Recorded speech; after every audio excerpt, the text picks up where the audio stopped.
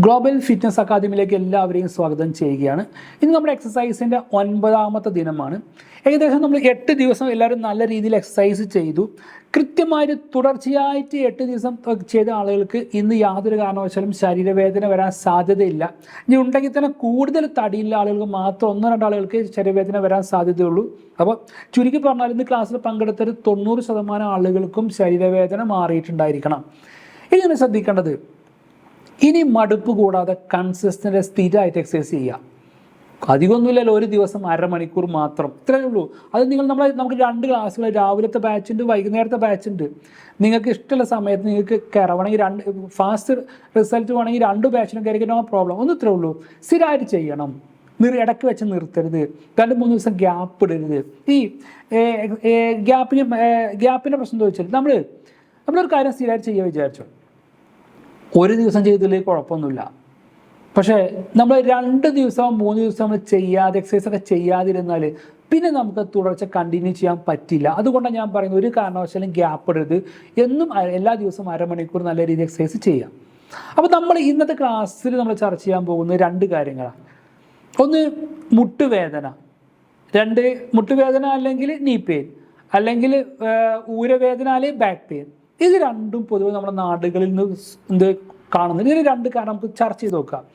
നമ്മൾ പഴയ കാലഘട്ടത്തിലേക്ക് ഒന്ന് പോയി നോക്കാം. അത് നമ്മൾ എടുക്കുക, മുട്ടുവേദന നോക്കാം. ഇത് ശ്രദ്ധിച്ചാൽ അറിയാം, ഇത് നമ്മുടെ തലമുറയിൽ ഏകദേശം ഇപ്പോൾ ഒരു 50കളിലെ തലമുറയിലൊക്കെ എന്താണ് ഈ മുട്ടുവേദന താരതമ്യേന കൂടുതലാണ്.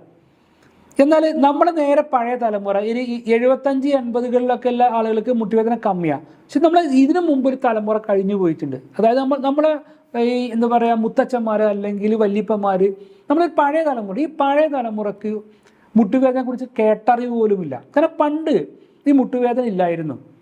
ഇന്നത്തെ തലമുറ മുട്ടുവേദന വരുന്നത്. പക്ഷേ ഇനി വരുന്ന ന്യൂജൻ മക്കൾക്ക് 100-90% മുട്ടുവേദനക്ക് സാധ്യത കൂടുതലാണ്. അപ്പോൾ താരതമ്യം ചെയ്ത് നോക്കാം. എന്തുകൊണ്ടാണ് നമ്മുടെ ഗ്രാൻഡ് ഫാദേഴ്സിന്, പഴമക്കാർക്ക് മുട്ടുവേദന ഇല്ലാതെ വന്നത് നോക്കാം. അവരുടെ ലൈഫ് സ്റ്റൈലിൻ്റെ ഭാഗം. അതായത് പഴമ ആളുകൾ, ഇതൊരു 40-50 വർഷം മുമ്പുള്ള ആളുകളൊന്നും ഈ വാഹനത്തിൻ്റെ സൗകര്യമില്ല. എല്ലാവരും അങ്ങാടികളിലേക്കും ഒക്കെ നടന്ന യാത്ര ചെയ്തത്. ഫുള്ള് ഒരു ദിവസം 5-6 കിലോമീറ്റർ അങ്ങോട്ടും ഇങ്ങോട്ടും നടക്കുന്ന എത്രയോ ആളുകളുണ്ട്. ഇപ്പം കാലഘട്ടം മാറി. ഇപ്പം എല്ലാവരും വാഹനത്തിലാണ് പോകുന്നത്. പണമുള്ളവനും പണമില്ലാത്തവനും. പണമില്ലാത്തവൻ ഇവനൊരു ഓട്ടോറിക്ഷയിൽ അല്ലെങ്കിൽ ബൈക്കിൽ പോവാം. ഇന്ന് കാലുകൾക്ക് എക്സസൈസ് ലഭിക്കുന്നില്ല. അപ്പം മുട്ടിൻ്റെ ഒരു കാരണം കാലിൻ്റെ എക്സസൈസിൻ്റെ പ്രശ്നമാണ്. 2ാമത്തെ കാരണം, പണ്ടൊന്നും അധികം പൊണ്ണത്തടിയിലെ ആളുകളില്ലായിരുന്നു. കാരണം അന്ന് ഭക്ഷണത്തിൻ്റെ ഷോർട്ടേജ് ആയിരുന്നു. ഭക്ഷണം വേണ്ട രീതിയിൽ മിക്ക 90% കുടുംബങ്ങൾ അത്ര ഒരു എന്ത് ചെയ്യുക, ഒരു ആവശ്യം കഴിക്കാൻ ഇല്ലാത്തൊരു കാലഘട്ടം. ഇന്ന് അതല്ല. ഇന്ന് എല്ലാ വീട്ടിലും ഫുഡ് നല്ല ഉണ്ട്. പ്രത്യേകിച്ച് കേരളത്തിൽ പണമുള്ളവൻ്റെ വീട്ടിലും പണമില്ലാത്തവൻ്റെ വീട്ടിലും ഭക്ഷണമൊക്കെ ഏകദേശം ഒരു രീതിയിലാണ് കഴിക്കുന്നത്. അപ്പോൾ അന്ന് ഭക്ഷണം കമ്മിയായിരുന്നു, ഇന്ന് ഭക്ഷണം കൂടുതലാണ്. ഈ ഭക്ഷണം കൂടുതലാകുമ്പോൾ ഇന്ന് പൊണ്ണത്തടി കൂടുതലാണ്, തടി കൂടുതലാണ്. അന്ന് തടി കൂടുതൽ കമ്മിയായിരുന്നു. അപ്പോൾ പഴയ കാലത്ത് നിന്ന് ഓവർ ഭക്ഷണം കഴിച്ചിട്ടില്ല. അപ്പോൾ എന്താ, അവർ മെലിഞ്ഞ ആളുകളാണ്. അപ്പോൾ ഈ ഇന്നത്തെ അവസ്ഥയിൽ കൂടുതൽ ആളുകൾ മുട്ടുവേദന കാണാനുള്ള കാരണം, ഒന്ന് കാലുകൾക്ക് എക്സസൈസ് ലഭിക്കുന്നില്ല, 2ാമത് തടി കൂടുതലാണ്. ഈ തടി കൂടുതലായാലും എന്ത് ചെയ്യും, മുട്ടുവേദന വരും. കാലുകൾക്ക് എക്സസൈസ് ഇല്ലെങ്കിൽ മുട്ടുവേദന നോക്കാം നമുക്ക്. ഇപ്പോൾ ശരാശരി ഒരു മനുഷ്യൻ്റെ ഒരു ആവറേജ് ഒരു 60 കിലോക്കാണ് വെയിറ്റ് വരിക. ഈ 60 കിലോ താങ്ങാനുള്ള കപ്പാസിറ്റി കൂടെ നമ്മുടെ മുട്ടുകാലുകൾക്കുള്ളൂ. പക്ഷേ നമ്മൾ ഈ 60-ന് പകരം 70, 80, 100 ഒക്കെ വെയിറ്റ് കൂടുമ്പോൾ ചെയ്യും, നമ്മളെ ശരീരത്തിൽ എത്രത്തോളം വെയിറ്റ് കൂടുന്നു, നമ്മളെ ശരീരത്തിൽ വെയിറ്റ് കൂടുമ്പോൾ ശരീരത്തിലെ മുട്ടിൻ്റെ 2 എല്ലുകൾക്കാണ് കൂടുതലാണ് ഒരു വലിയ പ്രയാസം വരിക. കാരണം നമ്മളെ ഈ വെയിറ്റ് മുഴുവൻ ഭൂമിയിലേക്ക് നിയന്ത്രിക്കേണ്ടതുണ്ട്. അപ്പോൾ ബാലൻസ് ചെയ്യുന്ന വസ്തുവാണ് മുട്ട്. അപ്പോൾ നമ്മളൊരു 60 കിലോ ഒന്നും കുഴപ്പമില്ല. പക്ഷേ ഈ 70-80 വെയിറ്റ് കൂടുന്തോറും നമ്മുടെ മുട്ടിൻ്റെ ഭാഗത്ത് നല്ല പ്രഷർ വരും. മുട്ടിൻ്റെ 2 എല്ലുകൾ പരസ്പരം അങ്ങനെ ഒരಸಿ മുട്ട് തേയ്മാനം വരാം, മുട്ടുവേദന വരാം. ഒന്ന്. പിന്നെ പഴയ കാലത്ത് അപ്പോൾ ശ്രദ്ധിക്കുക, തടി കൂടുതലുള്ള ആളുകൾക്ക് മുട്ടുവേദന വരാൻ സാധ്യത കൂടുതലാണ്. 2ാമത്തേതുള്ളത്, കാലുകൾക്ക് വ്യായാമം കമ്മിയാണ്. പണ്ട് തടി കൂടുതൽ ആളുകൾ ഒരു ദിവസം 5-6 കിലോമീറ്റർ നടക്കുന്നുണ്ട്. അവർ കൂലിപ്പണി ചെയ്യുന്നുണ്ട്. നല്ല എന്ത് ചെയ്യുക, കറ്റകളും നെൽപ്പാടത്തിലെ കറ്റൊക്കെ തലച്ചുമടായി ഏറ്റിട്ട് കൊണ്ട് നടന്നിരുന്നു. കാലുകൾക്ക് വ്യായാമം കിട്ടും, നടന്നിരുന്നു. ഇന്ന് കാലുകൾക്ക് വ്യായാമമില്ല. കാരണം നമ്മൾ ഒരു കൈ നോക്കി ഞാൻ കൈ ഇങ്ങനെ എക്സസൈസ് ചെയ്ത് വിചാരിച്ചോ, ഒരു 2-3 മാസം ഇങ്ങനെ എക്സസൈസ് ചെയ്യാൻ കൈ അറിയാതെ പവർ കൂടും.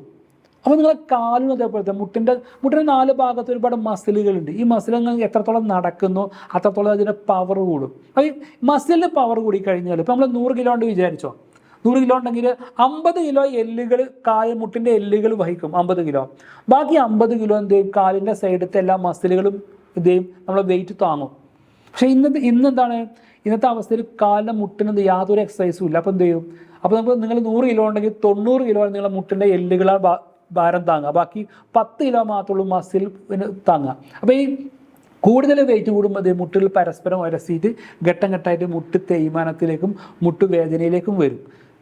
തേയ്മാനത്തിന് മറ്റു പല കാരണം ഒരുപാടുണ്ടെങ്കിൽ പോലും നമ്മുടെ നാടുകളിൽ കാണപ്പെടുന്ന ഒരു 80% മുട്ടുവേദനക്കും മുട്ട് തേയ്മാനത്തിനും കാരണം കാലുകൾക്ക് എക്സസൈസ് ഇല്ലാത്ത പ്രശ്നമാണ്. 2 ഓവർ വെയിറ്റാണ്. അപ്പോൾ ഇത് കേൾക്കുന്ന ആളുകൾ ശ്രദ്ധിക്കണം, എന്ത് ചെയ്യുക, മുട്ടുവേദന തുടങ്ങിയ ആളുകളിൽ ശ്രദ്ധിക്കുന്നത് എന്ത് ചെയ്യുക, എന്ത് ചെയ്താലും വേണ്ട വെയിറ്റ് കുറക്കാൻ ശ്രമിക്കുക. എന്ത് നിങ്ങൾ ചെയ്താലും കുഴപ്പമില്ല, വെയിറ്റ് കുറക്കുക. രണ്ടാമത് കാലുകൾക്ക് വ്യായാമം കൂട്ടുക. പക്ഷേ ഇത് കേൾക്കുന്ന മുട്ടുവേദന തുടങ്ങി 8-10 വർഷം കഴിഞ്ഞ ആളുകൾക്ക് വലിയ മാറ്റങ്ങളൊന്നും വരാൻ പോകുന്നില്ല. പക്ഷെ നിങ്ങൾക്ക് എന്ത് ചെയ്യുക, കുറേ കാലുകൾക്ക് റിലാക്സേഷൻ കിട്ടും. പിന്നെ കാലിൽ മസിലൊക്കെ കൂടുമ്പോൾ കുറേയൊക്കെ ഒരു വേദന കമ്മി വരും. അല്ല മുട്ടുവേദന തുടങ്ങി 8-10 കൊല്ലം കഴിഞ്ഞാൽ മാറാൻ യാതൊരു സാധ്യതയും അത് കാണുന്നില്ല. അപ്പോൾ ഒന്ന് പറഞ്ഞു മുട്ടുവേദന. അപ്പോൾ മുട്ടുവേദനക്ക് ചുരുക്കി പറയാം, മുട്ടുവേദന എന്ത് ചെയ്യുക, കാലിൽ നല്ല വ്യായാമം കൊടുത്ത് കാലിന് മസിൽ പവർ കൂട്ടാൻ നോക്കുക. രണ്ടാമത് എന്ത് ചെയ്യുക, വെയിറ്റ് കുറക്കുക. വെയിറ്റ് എന്ത് ചെയ്താലും വെയിറ്റ് കുറച്ചെടുക്കണം. ഓക്കെ. ഇനി രണ്ടാമത്തത് ബാക്ക് പെയിൻ അല്ലെങ്കിൽ ഊരവേദന. ഈ നിങ്ങൾ ശ്രദ്ധിച്ചിട്ടുണ്ടോ, ഈ ലേഡീസ് ജെൻസ് ഈ 90% ലേഡീസിനായിരിക്കും ഈ ബാക്ക് പെയിൻ കൂടുതലുണ്ടായിരിക്കും. ജെൻസ് താരത്തിൽ വളരെ കുറച്ചേ ഉണ്ടാവുള്ളൂ. ശ്രദ്ധിച്ചോ, എന്താ അങ്ങനെ? ലേഡീസിനാണ് ഈ ബാക്ക് പെയിൻ ലേഡീസിന് ബാക്ക് പെയിൻ വരുന്നതിന് ഏകദേശം പ്രസവാനന്തര കാലഘട്ടത്തിലാണ് വരിക. അതെന്താ അങ്ങനെ? സിമ്പിൾ ഒരുപാട് കാരണങ്ങൾ, ഒരു പ്രധാന കാര്യം പറഞ്ഞുതരാം. സിമ്പിളാണത്. ഇപ്പോൾ നമ്മൾ ഒരാളിങ്ങനെ നിൽക്കുക, സ്ത്രീകൾക്ക് നോക്കാം. സ്ത്രീകൾ ഗർഭാവസ്ഥ സമയത്തിന് ഗർഭത്തിൻ്റെ അവസാന ഘട്ടത്തിൽ ഒരു 7ാമത്തെ 8ാമത്തെ 9ാമത്തെ മാസത്തിൽ എന്ത് ചെയ്യും, വെയിറ്റ് കൂടും. വയറ് നല്ല മുന്നിൽ ചടിയും. കാരണം വയറിൽ കുട്ടിക്ക് നല്ല വെയിറ്റ് ഉണ്ടാവും. പിന്നെ അമ്നിയോട്ടിക് ദ്രവം അത് എന്ത് ചെയ്യാം, ഗർഭവുമായി ബന്ധപ്പെട്ട വെയിറ്റ് നല്ല വെയിറ്റ് കൂടും. ആ വെയിറ്റ് കൂടുമ്പോൾ നമ്മളങ്ങ് നടക്കുക, ലേഡീസ് നടക്കുമ്പോൾ എന്ത് ചെയ്യും, നിങ്ങൾ വെയിറ്റ് നേരെ ബാലൻസിലല്ല വരും, മുന്നോട്ട് താങ്ങുമ്പോൾ നല്ല മുന്നോട്ട് ഇങ്ങനെ വളഞ്ഞാൽ നടക്കുക. കാരണം മുന്നോട്ട് വെയിറ്റ് കൂടുതലാണ്. ഈ മുന്നോട്ട് വെയിറ്റ് കൂടുമ്പോൾ നിങ്ങൾ വളയുമ്പോൾ നിങ്ങളെ ഈ ഭാരം ബാലൻസ് ചെയ്യണത് നിങ്ങളുടെ നട്ടെല്ലുകളാണ്. അങ്ങനെ ഇങ്ങനെ വളഞ്ഞു നിൽക്കുന്ന സമയത്ത് നട്ടെല്ലിൻ്റെ അവസാനത്തെ കശേരുകളുണ്ട്. ആ കശേരി കൂടുതൽ പ്രഷർ, അവിടെ കൂടുതൽ ബലം അനുഭവപ്പെടും. അപ്പോൾ ചില സമയത്ത് അത് ഒരു ബാക്ക് പെയിനിലെ കാരണം. മാത്രമല്ല, ഈ ഗർഭിണിയാകുന്ന അവസാന ഘട്ടത്തിലൊക്കെ വലിയ ബക്കറ്റ് എടുക്കുക, എന്തെങ്കിലും പ്രഷറൊക്കെ അനുഭവപ്പെടുക, അല്ലെങ്കിൽ എന്തെങ്കിലും വെയിറ്റ് താങ്ങിക്കുക ചെയ്താലും ബാക്ക് പെയിൻ വരാൻ സാധ്യതും എന്താണ്, ഈ ബാലൻസിലാണ് വരുന്നത്. അപ്പോൾ ഈ ഗർഭാവസ്ഥയിൽ ഒരു പല കാരണങ്ങളുടെയും പ്രധാനപ്പെട്ട ഒരു കാരണം അതാ.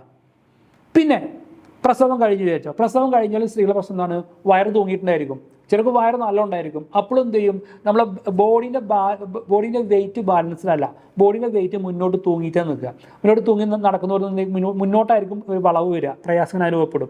അപ്പോൾ എന്ത് ചെയ്യും, നമ്മുടെ ഈ വയറ് താങ്ങാൻ പ്രയാസപ്പെട്ടിട്ട് നമ്മുടെ നട്ടെല്ല് എന്ത് ചെയ്യും, നട്ടെല്ലുകൾക്ക് ചെറിയ ഒരു നട്ടെല്ലിന് നല്ല പ്രഷർ വരും.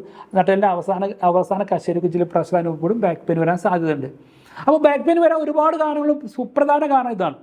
അപ്പോൾ ഈ നിങ്ങൾ എത്രത്തോളം നിങ്ങൾക്ക് വെയിറ്റ് കൂടുന്നു അത്രത്തോളം നിങ്ങളുടെ ഈ എന്താ പറയുക ബാക്ക് പെയിൻ വരാൻ സാധ്യത കൂടുതൽ. അപ്പോൾ ഇത് കേൾക്കുന്ന ബാക്ക് പെയിൻ ആളുകൾ ശ്രദ്ധിക്കേണ്ടത്, നിങ്ങൾ ബാക്ക് പെയിൻ ഒരു 60% നമുക്ക് പല ടെക്നിക്ക് ഉപയോഗിച്ച് മാറ്റാൻ പറ്റും. ഒരു 30-40% മാറ്റാൻ കഴിയില്ല. അത് നിങ്ങളെ നട്ടെല്ലിൻ്റെ ഭാഗത്തുള്ള ഞരമ്പുകൾക്കൊക്കെ ചെറിയ ഡാമേജ് വന്നിരിക്കാം. പക്ഷേ 60% ഒന്നത്രേ ഉള്ളൂ, വെയിറ്റ് കുറക്കുക. വെരി സിമ്പിൾ, വെയിറ്റ് കുറക്കുക. പിന്നെ സിമ്പിളായിട്ടുള്ള വ്യായാമങ്ങൾ ചെയ്യുക. സിമ്പിളായിട്ട് വലിയ ഹാർഡ് വ്യായാമം ചെയ്ത് സിമ്പിളായിട്ടുള്ള വ്യായാമങ്ങൾ ചെയ്യുക. അപ്പോൾ ശ്രദ്ധിച്ചോ, അപ്പോൾ ബാക്ക് പെയിനും പ്രധാന കാരണം എന്താണ്, നമ്മൾ ഓവർ വെയിറ്റ് ആണ്. ബാക്ക് പെയിൻ ഉണ്ടാകും ഒരുപാട് കാരണങ്ങൾ അത് ഉണ്ട്. അതിൽ പ്രധാന കാരണം ഇപ്പോൾ നമ്മൾ 100 ആളുകളുണ്ടെങ്കിൽ ഒരു 60-70% ആളുകൾക്ക് വരാനുള്ള കാരണം ഓവർ വെയിറ്റ് ആണ്. ഓവർ വെയിറ്റ് എങ്ങനെ, പ്രസവത്തിൻ്റെ അടുത്തുള്ള 1-2 മാസങ്ങളിൽ ഓവർ വെയിറ്റ് വയറ് വരാം. പിന്നെ പ്രസവിച്ച് കഴിഞ്ഞിട്ട് നമ്മളെ തടി നിയന്ത്രിച്ചുള്ള വയറ് നല്ല ചാടി തടി നിയന്ത്രിച്ചുള്ളയും നിങ്ങളെ വെയിറ്റ് ബാലൻസ് നഷ്ടപ്പെടാനും ബാക്ക് പെയിൻ വരാൻ സാധ്യത കൂടുതലാണ്. അപ്പോൾ ഇന്നത്തെ ക്ലാസ്സിൽ നമ്മൾ 2 കാര്യങ്ങൾ പഠിച്ചു. ഒന്ന് മുട്ടുകാൽ വേദന, 2 ബാക്ക് പെയിൻ. ഈ മുട്ടുകാൽ വേദന ബാക്ക് പെയിനിക്ക് 2 പ്രധാന കാരണം, 2 സൊല്യൂഷൻസ് എന്താ ഉള്ളത്, കൃത്യമായിട്ട് വ്യായാമം ചെയ്യുക. രണ്ടാമത് വെയിറ്റ് കുറക്കുക, ഭാരം കുറക്കുക. ഭാരം കുറക്കണമെങ്കിൽ നിങ്ങളെ വെയിറ്റ് കുറക്കണം, ലോകത്തിൽ നിങ്ങൾ തന്നെ കരുതണം, വേറെ ആര് കരുതിയിട്ടും കാര്യമില്ല. അത് ടെക്നിക്ക് ഞാൻ പറഞ്ഞുതരാം എന്ന് പറയാറുണ്ട്. നിങ്ങൾ ഓരോ മാസത്തിലും നിങ്ങൾ വെയിറ്റ് വീട്ടിൽ നിന്ന് വെയിറ്റ് മെഷീൻ വെച്ച് തൂക്കി നോക്കുക, എന്നൊരു പുസ്തകത്തിൽ എഴുതി വെക്കുക. ജനുവരിയിൽ എഴുതി വെക്കുക, ഫെബ്രുവരി എഴുതി വെക്കുക, മാർച്ചിലൊക്കെ ഓരോ ഡേറ്റിൽ എഴുതി, മാസത്തിൽ 1-2 തവണ എഴുതി വെക്കുക. ഏതെങ്കിലും ദിവസം വെയിറ്റ് കൂടുതലായി തോന്നുന്നുണ്ടോ, അപ്പോൾ എന്ത് ചെയ്യുക, ഏതെങ്കിലും മാസം വെയിറ്റ് കൂടുതലായി തോന്നിക്കഴിഞ്ഞാൽ ആ മാസം ഭക്ഷണം കൺട്രോൾ ചെയ്യുക, എക്സസൈസ് കൂട്ടുക, വേറെ മാർഗ്ഗങ്ങളില്ല. മനസ്സിലാവുന്നുണ്ടോ? ഇങ്ങനെ കൃത്യമായി പുസ്തകത്തിൽ എഴുതി വെച്ച് പോകണം. എഴുതി വെച്ച് പോയിട്ട് ഓരോ മാസം ഇത് മോണിറ്റർ ചെയ്യണം, നോക്കണം. ഏതെങ്കിലും മാസം വെയിറ്റ് കൂടുതലുണ്ടോ, അപ്പോൾ എന്ത് ചെയ്യുക, ഭക്ഷണം കൺട്രോൾ ചെയ്യുക, വ്യായാമം കൂട്ടുക, വേറെ മാർഗ്ഗങ്ങളില്ല. ഒരു കാരണവശാലും വെയിറ്റ് കൂടാൻ അനുവദിക്കരുത്. ഇതൊരു ഗെയിമാണ്, ഇതൊരു പ്രാക്ടീസാണ്. ഈ പ്രാക്ടീസിന് കൃത്യമായിട്ട് കോച്ചിൻ്റെ സഹായം നിങ്ങൾക്ക് വേണം. ഇതാണ് ഒരു ടെക്നിക്കത്തുള്ളൂ. വെയിറ്റ് പുസ്തകത്തിൽ എഴുതി വെക്കുക, അത് കൂടാൻ അനുവദിക്കരുത്. കൂടിക്കഴിഞ്ഞാൽ ആ സമയത്ത് എന്ത് ചെയ്യുക, ഫുഡ് കൺട്രോൾ ചെയ്യുക, വ്യായാമം ചെയ്യുക. നമ്മൾ പലതും എന്ത് ചെയ്യുന്നു, നമ്മൾ പലതും അബദ്ധം വരും. നമ്മൾ വെയിറ്റ് എങ്ങോട്ടാണ് പോകുന്നത് പിടുത്തം നമുക്കുണ്ടാകും. വെയിറ്റ് അങ്ങനെ കൂടി പോകുന്നുണ്ടോ, അപ്പോൾ ഇതൊന്ന് മോണിറ്റർ ചെയ്ത് നോക്കുക. ഇന്നത്തെ ക്ലാസ് വളരെ പ്രധാനപ്പെട്ട ക്ലാസ്സാണ്. ഇന്നത്തെ ക്ലാസ്സിലെ എല്ലാ പോയിന്റുകളും കൃത്യമായിട്ട് ലൈഫിൽ പ്രാക്ടീസ് ചെയ്യാൻ ശ്രമിക്കുക. അപ്പോൾ നിങ്ങൾക്ക് നേരെ ക്ലാസ്സിലേക്കാണ്. ഒരു 2 മിനിറ്റ് റെഡി ആയതോ ഞാൻ ഒന്ന് ലൈവിലേക്ക് വരാം. ഓക്കെ.